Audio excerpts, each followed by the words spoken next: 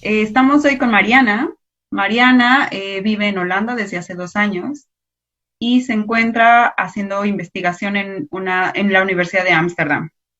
Ella es experta en feminicidio y esperamos que tengamos una entrevista súper linda.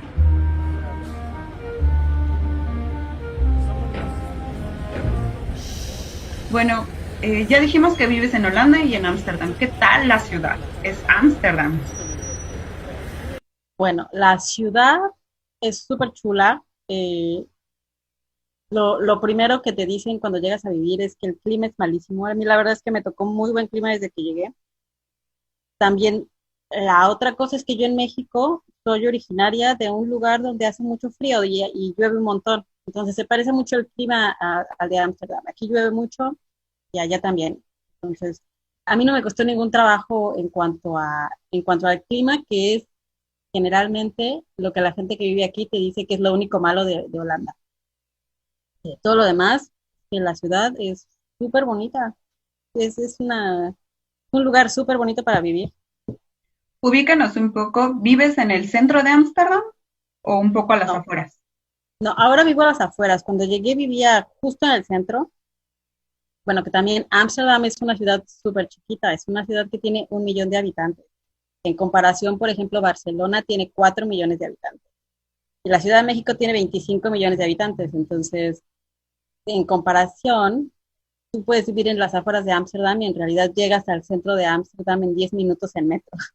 Entonces, ahora vivo en un pueblo pequeño que es como mucho más bonito para estar con la familia y es más, la casa es más grande, pero al principio vivía en el centro. Tiene sus particularidades todo, pero bien. Y bueno, nos estaba platicando Mariana que ella empezó a estudiar su doctorado en España y ahí se la importaron por ser la mejor a Ámsterdam. ¿Emigraste solo por tu doctorado? Sí, sí. Cuando decidí irme a España, escogí el programa que quería estudiar.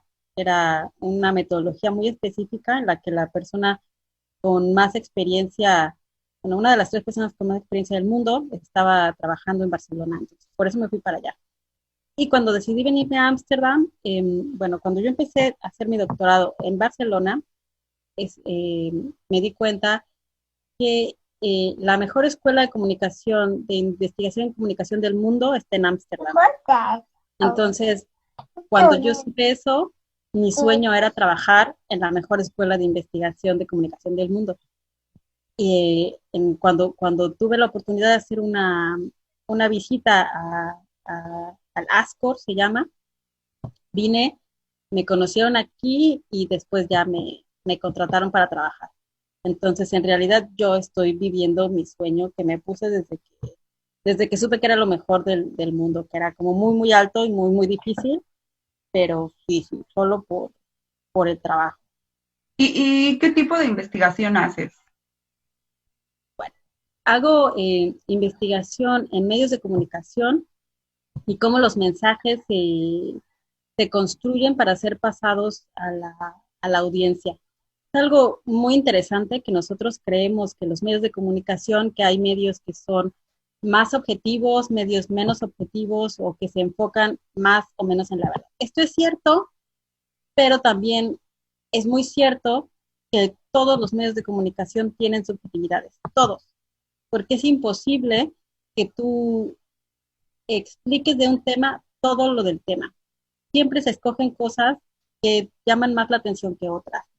Desde el momento en que se escogen los temas, hay cosas que pasan en el mundo todos los días y que todas son importantes, todas son relevantes, o todas son graves, o todas son un problema. Pero los medios de comunicación eligen discutir unos temas y no informar acerca de otros. Entonces, eso ya es una subjetividad. Entonces, lo que yo hago es estudiar ese tipo de subjetividades y qué es lo que la gente está entendiendo que son los problemas graves del mundo. Lo que pasa ahora, por ejemplo, con el COVID, todos entendemos que es el problema más grave del mundo, está en todos los medios de comunicación, pero es que por el COVID no está pasando nada más. y lo único que sabemos es lo que entendemos por los medios de comunicación. Entonces, mi investigación se basa en este principio, en que todo puede ser informado de diferente forma y que al final los que deciden son personas que tienen intereses, que tienen subjetividades y, que, y que deciden sobre unas cosas sobre otras. Y en específico, bueno, pues yo cuando hice el doctorado, fue una investigación acerca del tratamiento del feminicidio en los medios de comunicación mexicanos y ahora hago una investigación sobre el tratamiento de feminicidio en medios de comunicación en varios países del mundo. Oye, está como súper interesante. Y hablando de eso, ¿cómo te tratan en tu trabajo? ¿Cómo me trata mi trabajo? Esa pregunta no la entiendo muy bien. ¿A qué te Sí. refieres? Me refiero a que si tienes colegas, que si tus colegas se vuelven tus amigos, o si hay como un ambiente laboral un poco parecido al de México, en donde todo el mundo celebra los cumpleaños juntos y luego todo el mundo se va de fiesta juntos. ¿O cómo es el Bueno, ambiente laboral? esto tiene que ver con la cultura. Aquí en Holanda, yo no hablo holandés, pero hay muchas cosas que sí sé. Por ejemplo, ellos tienen una palabra que describe que los viernes te vas a tomar unas copas con tus amigos del trabajo, con tus colegas. Entonces, hay una palabra para eso. Y eso te dice que es algo que pasa tanto que hay una palabra para eso. En general, yo siento que la sociedad holandesa es muy abierta y muy amigable con los extranjeros. La historia de Holanda es de gente que va y viene, que viaja, que hace muchas cosas, entonces están acostumbrados a la multiculturalidad.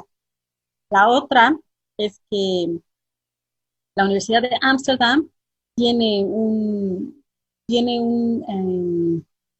punto de vista de tratar a las personas que trabajan aquí lo mejor que se pueda. Su forma de hacer, de tratar los recursos humanos es excelente. Entonces, el ambiente laboral, ellos intentan que también sea lo mejor posible, te ayudan a lo que más se pueda, y es una de las cosas por las que la Universidad de Ámsterdam es una de las mejores del mundo. Cuando la gente que trabaja ahí está feliz, somos mucho más productivos.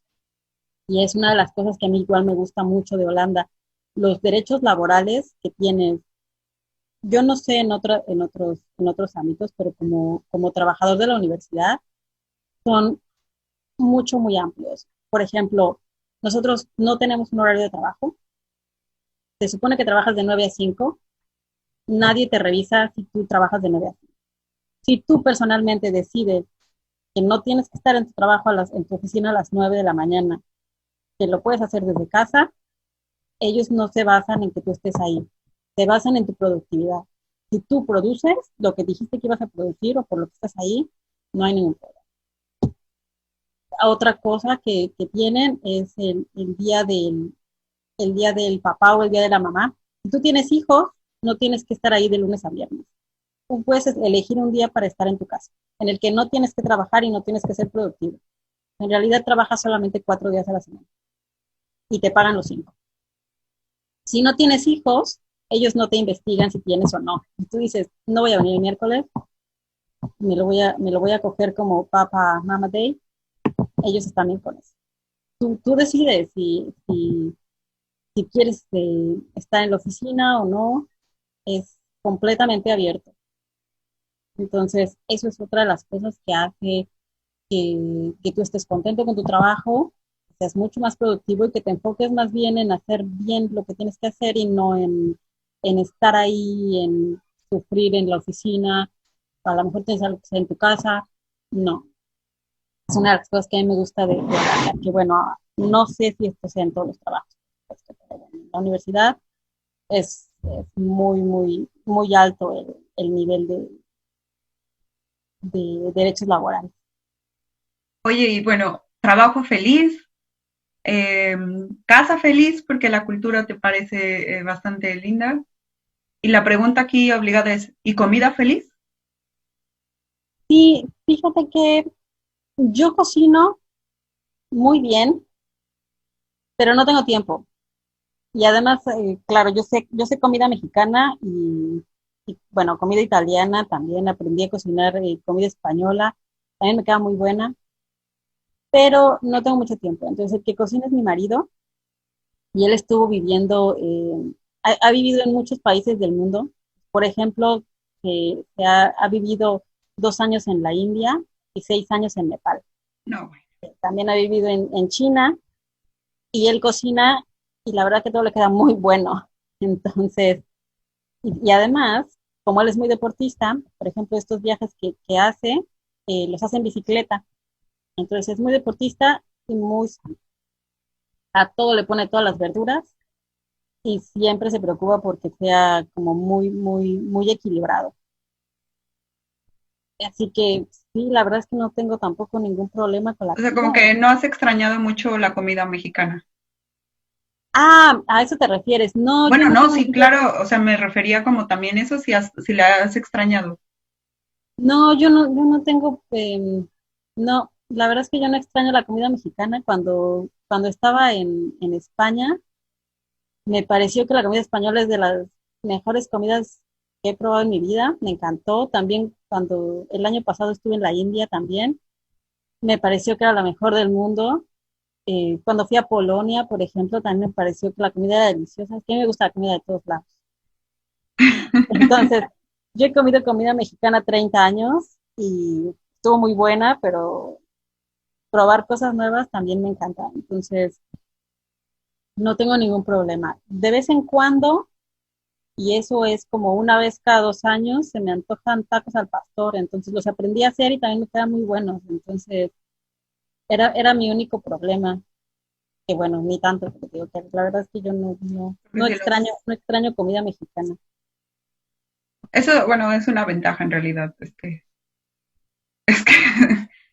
a veces que le tengo que poner el chile a cada cosa, aunque no lo lleve. Aunque no.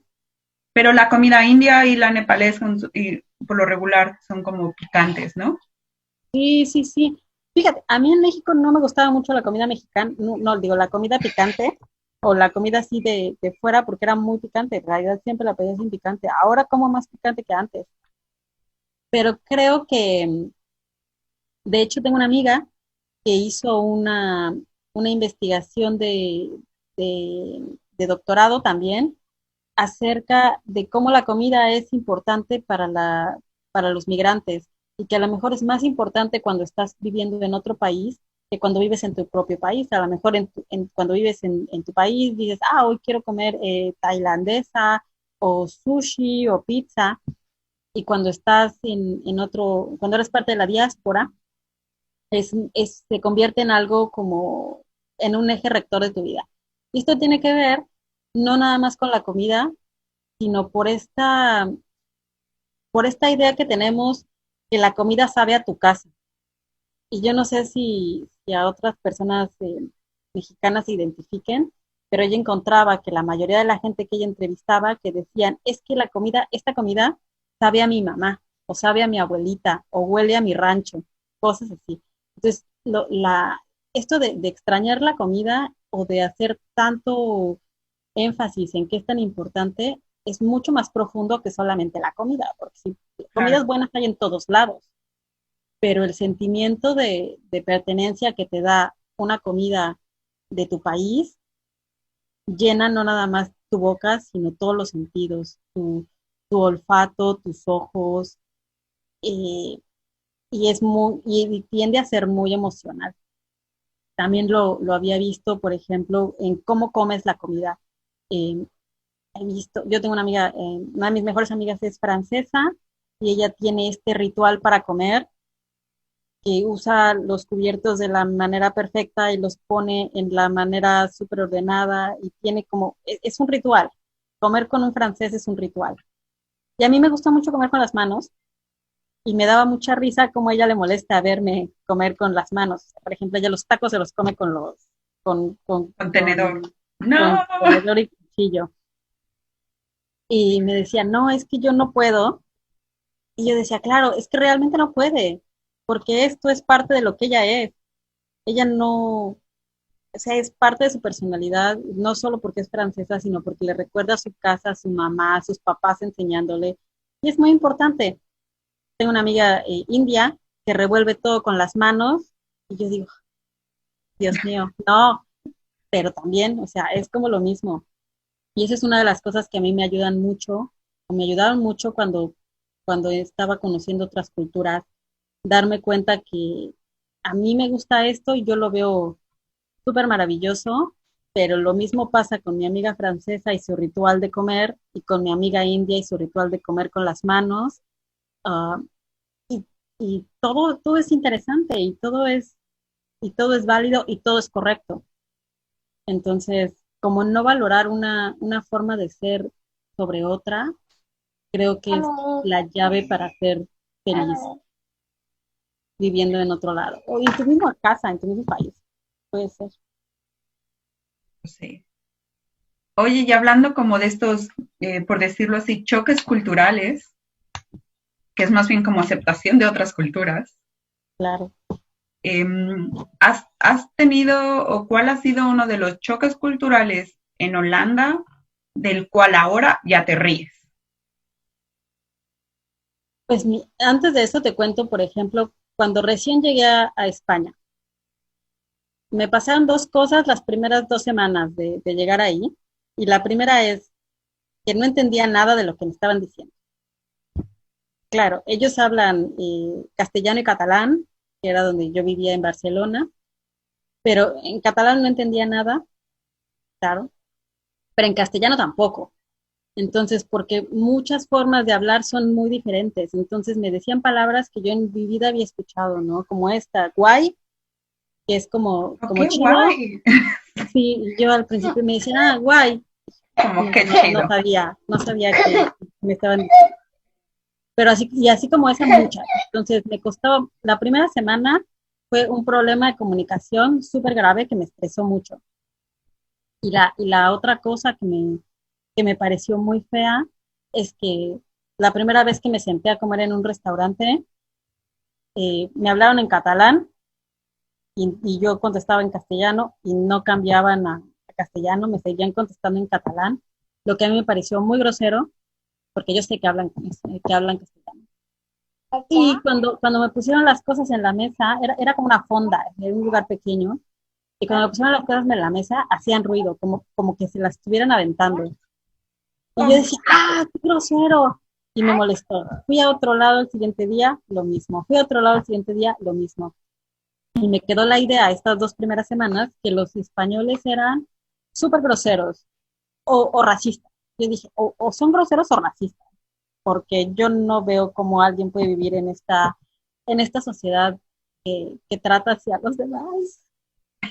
Y después me hice, eh, me hice muy amiga de una pareja que me adoptaron como su hija más o menos y me querían un montón. Entonces me hacían de cenar y me invitaban a casa y después me di cuenta que yo iba a la escuela en el día y después llegaba con ellos a cenar y me hacían exactamente lo mismo.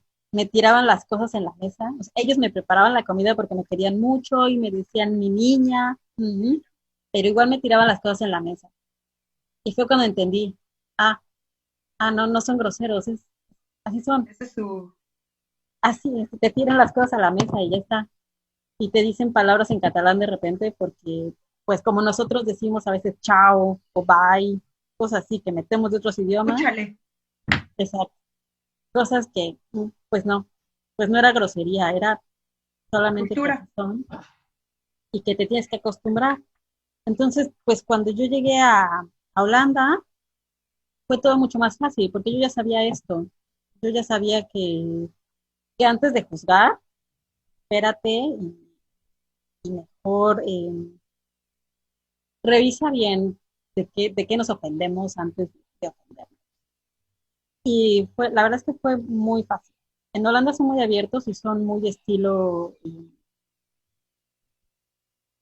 sí, son como más cálidos en realidad que en otros países. Entonces, de principio, la verdad es que no me costó nada, nada trabajo.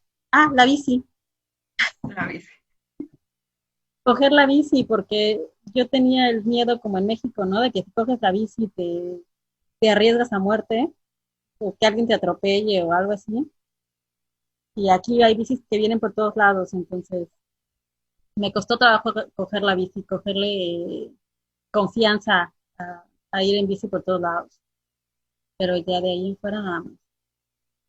Alguna vez creo que me gritaron alguna grosería, pero como no hablo holandés, no me No, enteré. no te importó. O quizá, no sé, ¿no? A lo mejor era una grosería o a lo mejor era, Piropo. chica, cuídate, no sé. Bueno, ya un poco para terminar, porque desafortunadamente es como un tiempo corto el que tenemos. ¿Le quisieras mandar algún saludo o algún recuerdo o algunas palabras a tus familia, amigos, conocidos? Pues fíjate que más que nada, yo creo que vale mucho, cuando vives en el extranjero te das cuenta que el mundo es mucho más de lo que conocías cuando vivías en tu país. Entonces, no sé, en todo caso me gustaría hacer una reflexión acerca de que no todo lo nuevo es malo, más bien aprender cosas y nuevas experiencias y abrirse a nuevas ideologías, abrirse a otras formas de pensar, en general es súper beneficioso. Incluso si al final te evalúas y dices, ah, esto a mí me gusta, el tener una nueva experiencia y el tener otras perspectivas de lo que es la vida, siempre te ayuda. Muchas gracias, Mariana. Bueno, amigos, con esto los dejamos y no se olviden, por favor, de seguirnos en nuestras redes sociales, Facebook, R2 Radio y en nuestra página de internet r2radio.com. Denos like y síganos. Gracias. Chao, Mariana, gracias.